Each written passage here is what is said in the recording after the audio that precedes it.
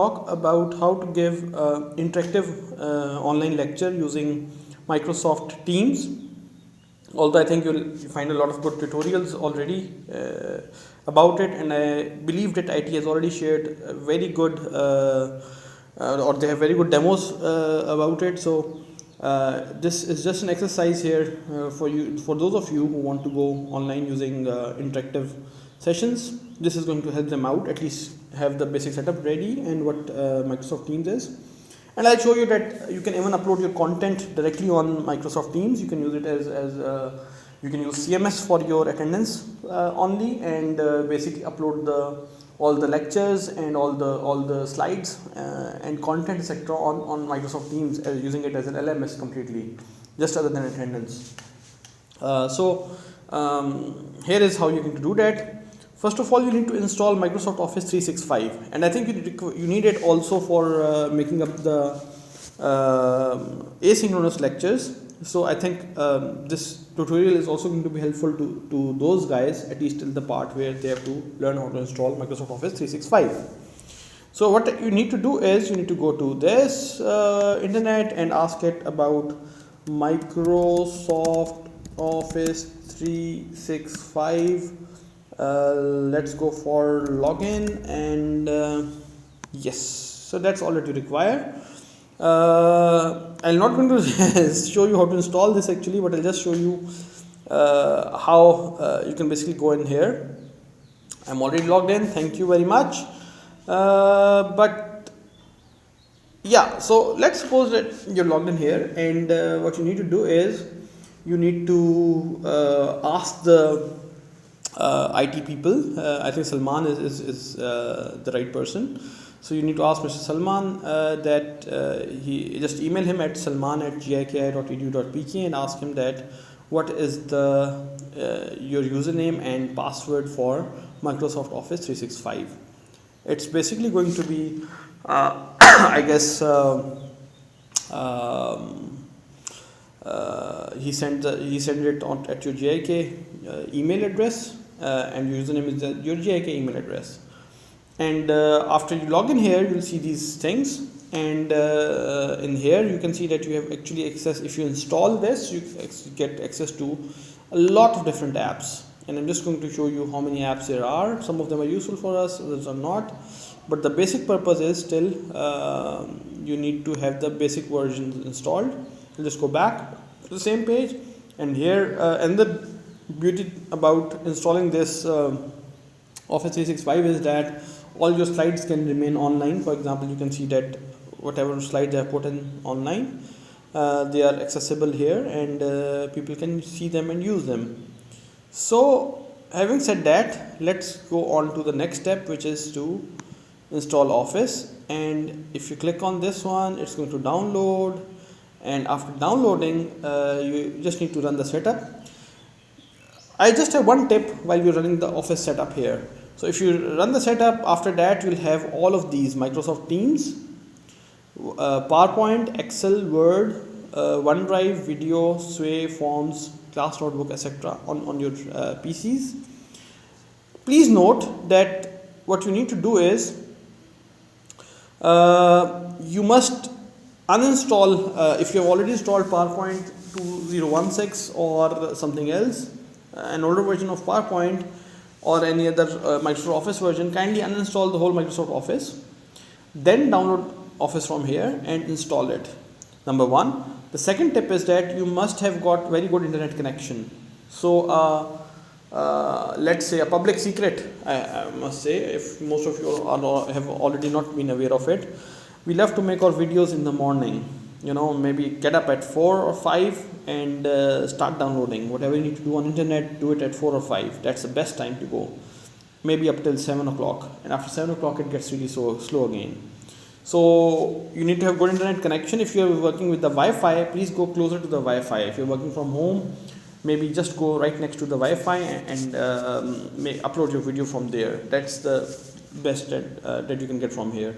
If you're working from office, again the morning times will be the best, although the honorable rector is going to say to me that you're getting the faculty early on into their offices, and that's severely prohibited in coronavirus. Anyway, that is what it is. We need to work and this is the way to go.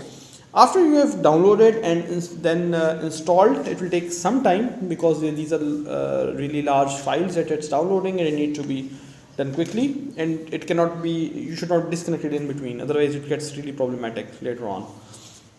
After you're done installing, you'll basically be able to see PowerPoint Office in your like these 3 or 4 that I've kept, and you also need to have, you'll automatically get Teams installed as well. In Windows it's very similar. You just need to go to the search tab and put in Microsoft Teams, or here all you need to do is go to the Launchpad, and in here I'm just going to put in Teams, and there it is. I can get it. So just click on it, use your username and password, and log into this particular file. And what you're seeing here is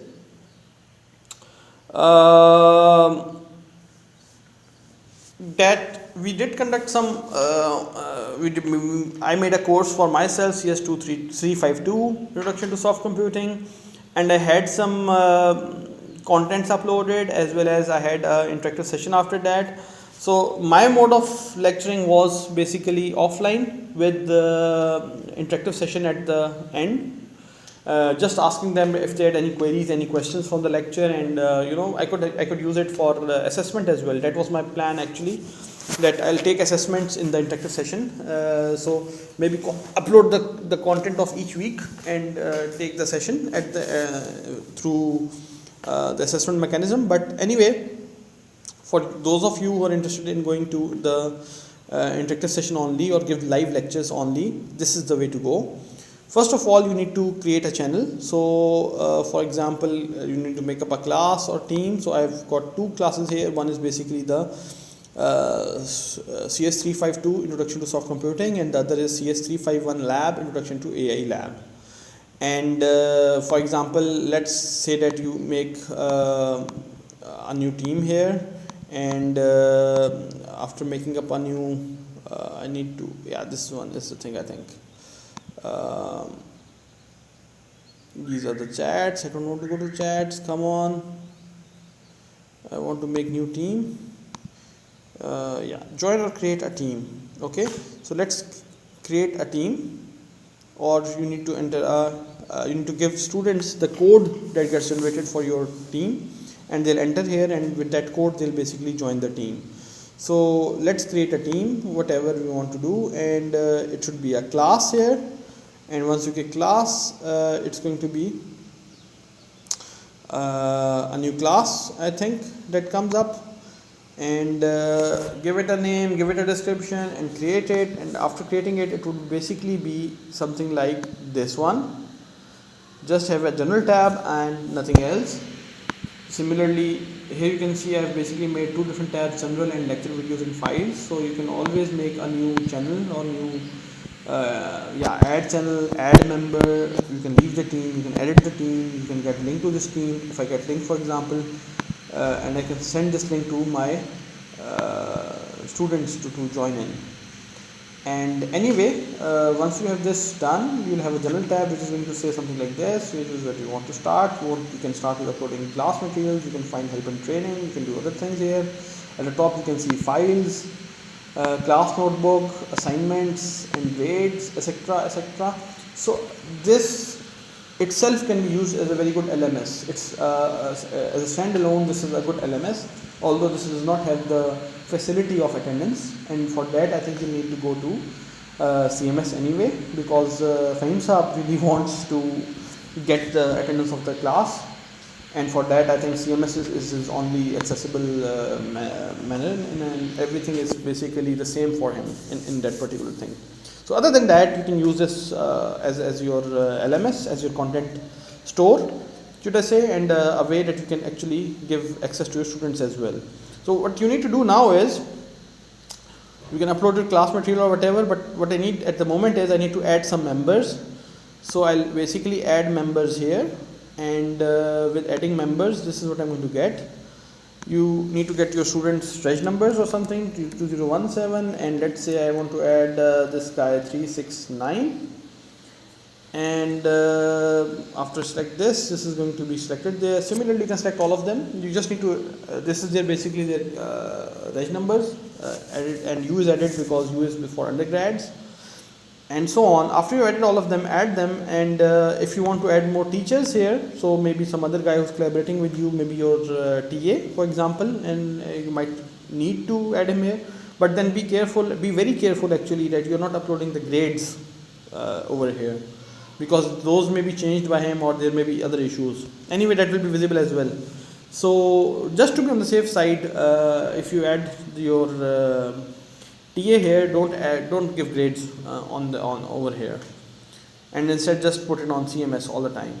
Anyway, you can add your TA here, and then he can take care of setting up your meetings and taking calls and taking attendance and maintaining records. So that's what his job is, and you can easily utilize your TA if you have one. If you're lucky enough to have one, put him here. Anyway, so I have added this student now, for example, and after adding it, I am kind of going back to the same page. And here, if I go to general, you'll see that whenever you add a person, you basically find something like this, that so and so person has been added. And then you can basically go and hold a class. For example, just ask them to start a conversation. You can mention a person by name. So for example, I want to mention U2017369 or 369 and ask him welcome or something, okay. Or if you want to talk to the whole class by name, you can say that string, and there it is. You can talk to the whole team by this if you want, and yeah, that's going to work. So let's go to, after seeing it as a probably as a something of a LMS, you can basically even go to lecture video and files, for example, and upload lecture videos and files. Give links here. I've already shown you how you can make up offline version. You can actually put them there, or even in online version, once you start a meeting, you'll basically have it recorded, and after recording, you just put it, you upload it on YouTube, for example, and after uploading on YouTube, you give the link in this particular channel. So this is a channel where no one is allowed to comment, and they are sorry, they can comment on the video, but they cannot comment on they cannot make up new posts. And this is kind of, it just has the links for these guys. Anyway, what I've done is that I'm kind of going to show you how to set up a video. The video is very simple. You just go here.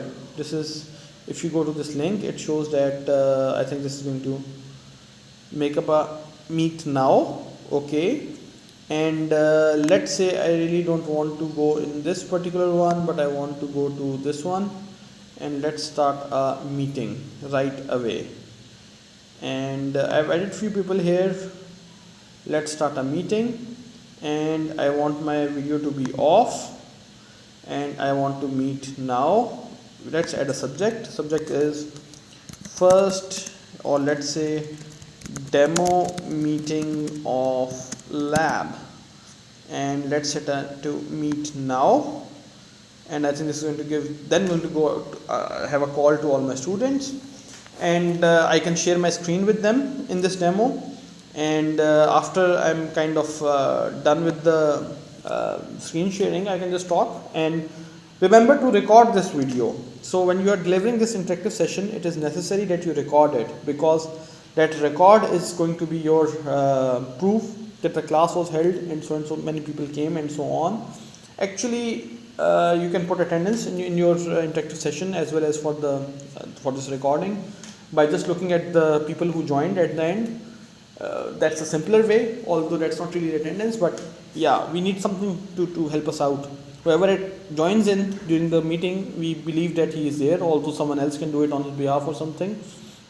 And this attendance is not going to be official, not in the sense that, where we claim that, the guy was physically here with us, if in case there's a crime or something. Anyway, after you conduct your meeting, you'll have an option to record it on the way. Please, as a host, you are only allowed to record your video, and after recording, kindly upload it to the YouTube as shown in the other video, and then you can come back and give online lectures directly. You just need to put a link over here of the YouTube video, and that's all. The students will have access to the video as well. And if there is some quality assurance that comes up, that's going to be told by the other trainers here.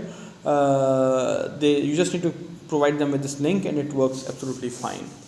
So I think this is a very convenient, and you can actually see that, for example, what files have been uploaded. If I go to this channel and if I just check what files have been uploaded, so I basically uploaded let's say these files have been uploaded in recent times overall, but let's say in terms of teams, if there was any file that got uploaded, yeah, these 3 files were uploaded a while ago, and to Microsoft Teams, and yeah, so you can actually see that this one, and yeah, another feature that we need to talk about is the chat feature. So we have basically comments from different students. If they want to have private chats, they can come up here and come up with, for example, I have a lecture here, I have a midterm here, please recheck my things or stuff. So these are private chats. I'm not going to upload them here, but yeah, let's go to Teams and let's go to talk about the general things. So having said that, I think it's necessary that you actually go and make up a class, add people in, add your class, so you can just get the reg numbers and add them one by one as a whole team. That's a one-time pain, but once you are done, or simply if you have a TA and if you're a large class, ask your TA to add people in. So it's her job, his or her job. Tell him or her that you just need to put in the reg numbers. You have added her as a teacher, and she can just add in all the people as students.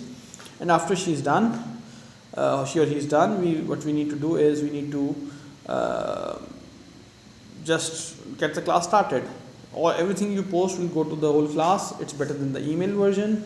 If you want live lectures, the synchronous lectures, this is an excellent place. You can record your lectures in and put them on YouTube for quality assurance as well as for reference to the students. And that's about it. You can edit that video if you want and do things. This Microsoft Teams, if someone gets some post here, you find it in activity. So this is the activity, how people have done and what's going on. I get the whole record here. I can go to chat, and on chat I can come up with who wants to talk to me privately or something. And in the channel I can put a public message that goes to all the students. And here's another thing. So if you want to have a separate channel for your TA only, you can basically make up a new channel and set its privacy to that. For example, let's say this one, manage this. Everyone can start a new post. Everyone except guests can start a new post. Okay, channel moderation is off. I can put it on to on, and okay, this should be off. I don't really want to do this. And lecture videos and this one I need to moderate, I think. So manage channel, and in this I really want that this should be on. Allow members to allow bots to submit channel messages. Allow connectors to submit channel messages, right? And we can only moderate. Okay, with moderation you cannot post, and that's what you want, right? So that's pretty much it about Microsoft Teams. This is an excellent software, and I believe that those of you who are going to use the synchronous version, for them, set up a meeting, and on that you just record it and upload the content later on YouTube.